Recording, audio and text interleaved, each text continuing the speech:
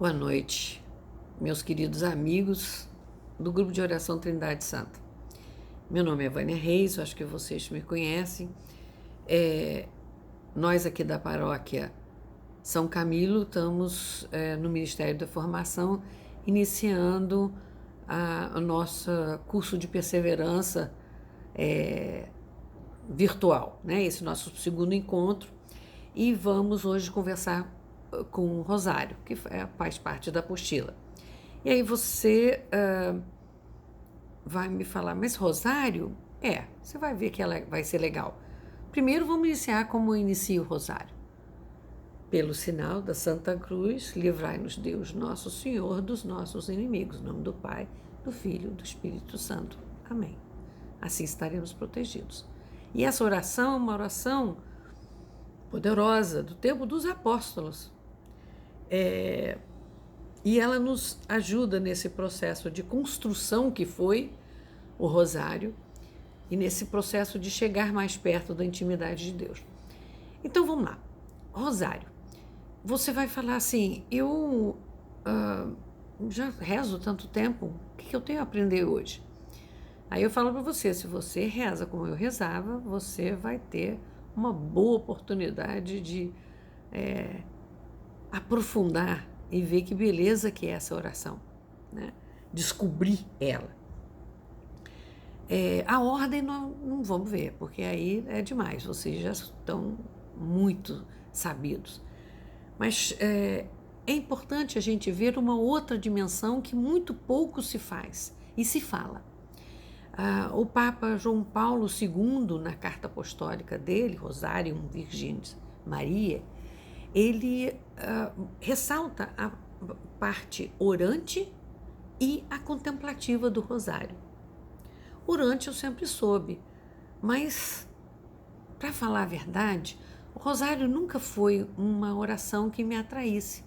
Eu achava ela muito mecânica, meio sem sentido. E quando me ensinaram em criança, então, que tinha uns mistérios e cada dia tinha que contar um mistério e qual que era, que dia era hoje, que mistério é hoje, eu nunca sabia, e aí eu nem tentava, nem rezava os mistérios, porque eu não sabia que dia que era nunca, nem quantos eram, nem que era. A Salve Rainha, então, meu Deus do céu, a Salve Rainha não deveria ser ensinada para crianças pequenas, porque não dá para entender aquelas palavras. A maior parte delas eu não entendia, né? Ei após, né? Desterro, vale de lágrimas, né?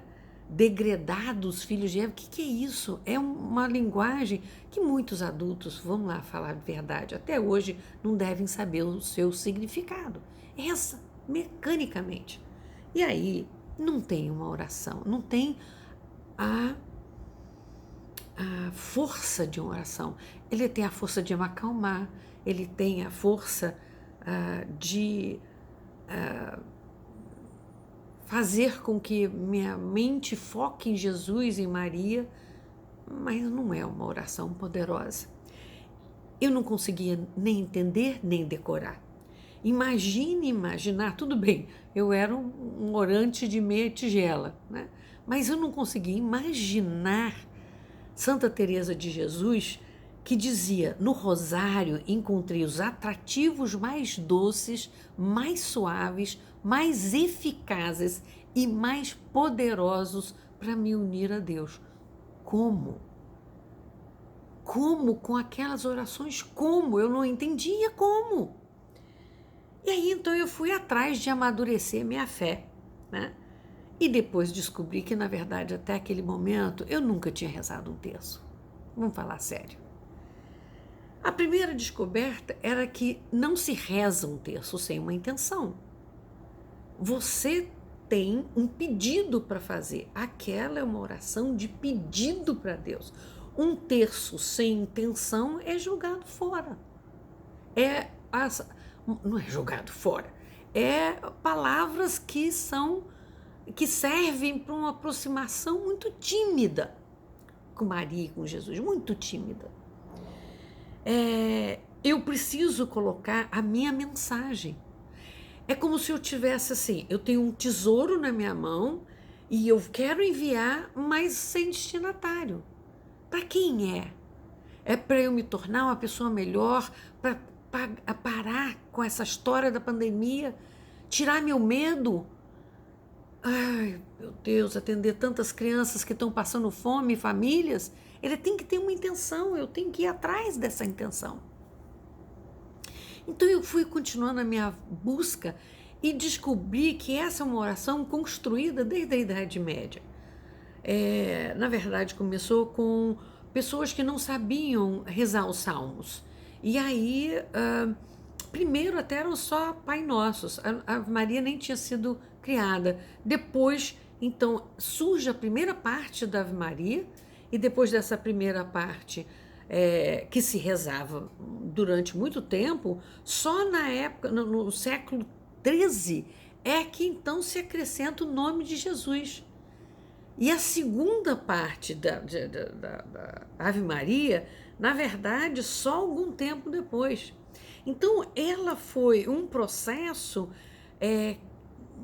construído com as pessoas que queriam essa intimidade, que buscavam, pelo carinho, pelo amor dos cristãos a Maria de José, uma forma de buscar intimidade. E os monges dominicanos tiveram uma parte muito grande, importância muito grande nisso daí. De primeiro, lá embaixo, lá no 1200, 1300, se pedia que se relatassem fatos da vida de Cristo junto àquelas dezenas de Ave Maria, que na verdade eram 150, porque eram 150 salmos, era o equivalente daqueles que não sabiam ler. E aí foi se reunindo 300 até. Mas, aos poucos, o papel dos papas, vários papas, e especialmente dos dominicanos, foi muito importante. E se conheceu o poder dessa oração. Num primeiro momento, no momento de grande heresia, lá em 1214, aproximadamente isso, quando São Domingos estava liderando de uma maneira franciscana, eu diria, a sua missão de afastar as heresias do sul da França. E depois, em 1571, quando o Papa São Pio V estava para enfrentar uma batalha naval assombrosa, o Império Otomano querendo invadir a Itália, e aí, nessa batalha naval decisiva, o Papa São Paulo V pede a todos os soldados para rezarem um rosário e jesuarem. E eles tiveram uma vitória glamurosa, né? Mais adiante, e aí por isso 7 de outubro é o dia de rosário, porque foi o dia dessa batalha. Em 1883, o Papa Leão XIII começa, então, a introdução dos mistérios de uma maneira mais ordenada. Ele escolhe, né, um grupo de pessoas, já entre os concílios, e essa oração, que era inicialmente só mariana, ela passa a ser uma oração de Cristo também. Porque a cada 10 Ave Marias se rezava uma fase da vida de Jesus, né? E cada fase dessa era um mistério. E mais recentemente, o Papa João Paulo II, em 2012, ele preencheu um vazio que era a primeira vida pública de Jesus, antes de chegar a dor da paixão, porque tinha o nascimento e a dor, né? Então era os gozosos, os dolorosos e os gloriosos, mas deixava de lado esse lado importante da vida de Jesus. Então agora são 200 Ave Maria, e mesmo que você considere terço, na verdade, não é mais um terço, mas o sentido da palavra já não é mais o sentido original. Então vamos lá. O que significa mistério? Mistério é a realidade da salvação divina. São os sinais, gestos da vinda de Cristo. e que são aquelas coisas fundamentais que fez a gente entender que Cristo veio para nos salvar. Um homem se fez homem para nos salvar, né? Mostrando que é possível obedecer a Deus. Então, esses 4 mistérios que eu vou preferir chamar como o Papa Francisco chama. Os mistérios da alegria, que é a primeira infância, né? Os antigos gozosos, o mistério da luz, que é da vida pública, que não existia, mas que se chamava luminosos, o mistérios da dor, que eram os dolorosos, que é da paixão, e os mistérios da glória, que é a razão de ser. Então, a alegria que ele nasceu, a luz que ele trouxe de como é o comportamento que Deus quer da gente, a dor que ele teve que viver, para em cada flagelo, cada espinha, ele pagar os nossos pecados e conseguir mostrar que mesmo com todos os sofrimentos que possamos ter, ele obedeceu como homem, o Pai, como nós podemos obedecer em situações muito mais tranquilas. E depois, no final, os mistérios da glória, que é a razão de ser da nossa fé, né? A glória em si. Então, para a gente entender como é que foram escolhidos eles, vamos imaginar Nossa Senhora conversando com a gente lá do céu e pegando as lembranças estampadas na alma dela e falar: Maria, como é que foi as coisas mais importantes da tua vida com Jesus? Esse que é a história, para você lembrar de cor todos os mistérios. Então, na alegria, a primeira coisa foi a anunciação. Depois, a visita a Isabel.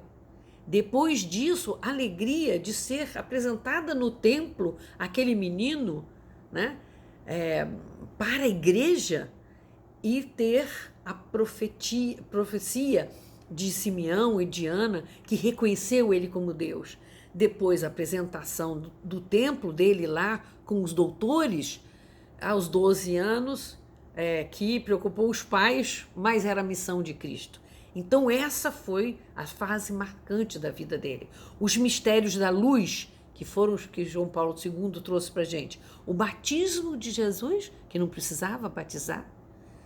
Um dia a gente conversa sobre esses mistérios. Ele, na verdade, ali, através do símbolo, ele abre os céus que estavam fechados até aquele momento, porque ali a missão dele, de Cristo, o Messias, começa. Depois o primeiro milagre, que foi nas bodas de Canaã, e aí toda a fase das mensagens, né, do anúncio do reino, e de o convite à salvação que ele fez a todas as pessoas. Depois o momento da transfiguração, que é um momento muito forte, com Moisés e Elias e o Pai. Eles conversam para mostrar o que ele ia viver, o que seria a paixão para ele. E aí a instituição da Eucaristia, porque é o último momento de luz, ele nos dá como exemplo aquilo que ele ia viver. E a nossa Eucaristia tendo a gente com ele até hoje. Depois, os mistérios da dor, que todo mundo já sabe, podemos passar rápido. Agonia no Horto das Oliveiras, a flagelação, os espinhos, a subida no Calvário, a crucificação e a morte. Esse daí, eu acho que não tem cristão que não saiba essa parte, esses mistérios. E depois os mistérios da glória, que é quando a ressurreição, né?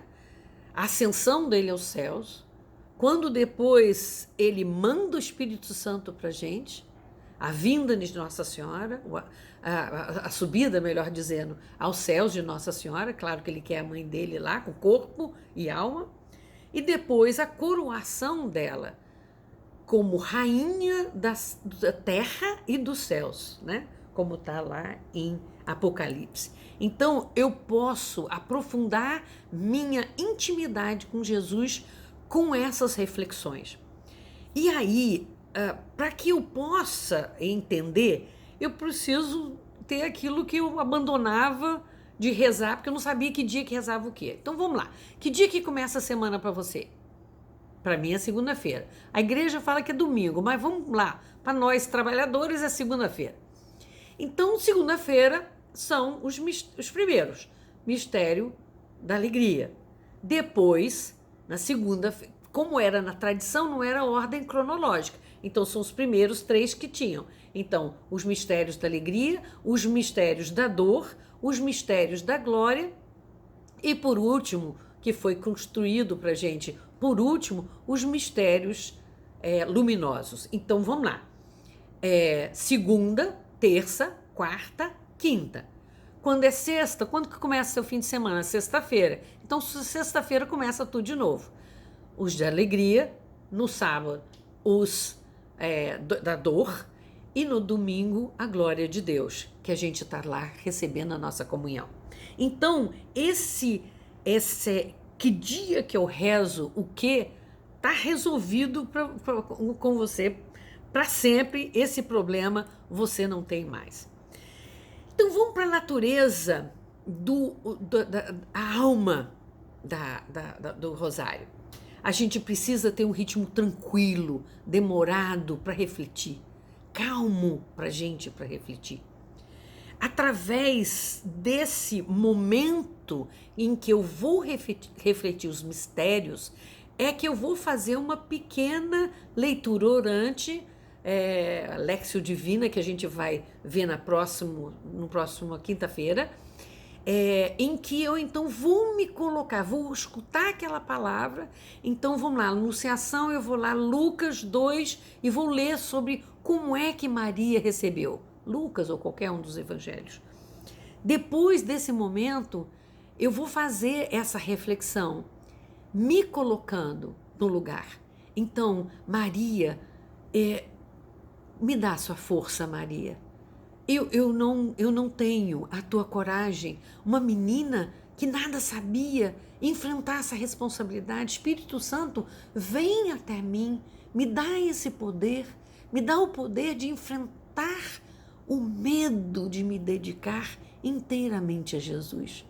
E se Ele está comigo, eu estou com todas as armas necessárias para enfrentar todos os obstáculos.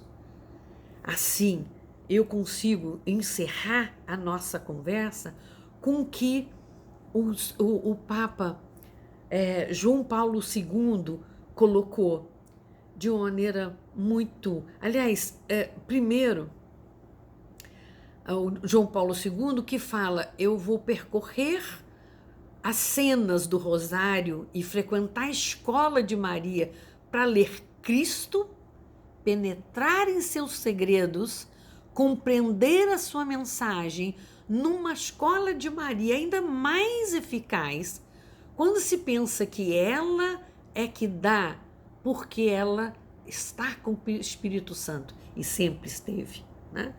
Na abundância e no exemplo de fé. E aí, para a gente terminar, eu gostaria de terminar com uma frase do Papa Paulo VI. Ó Maria, Mãe de Deus, Mãe dos homens, que assistiu todas as suas orações no começo da igreja, e exaltada sobre todos os anjos bem-aventurados, pedimos que interceda junto do seu Filho a comunhão de todos os santos, até que todos os povos, tanto os que ostentam o nome cristão, como os que ainda ignoram o Salvador, se reúnam felizmente em paz e harmonia em um único povo de Deus, para a glória da Santíssima e Indivisa Trindade. O Rosário é a oração da paz. Até quinta que vem.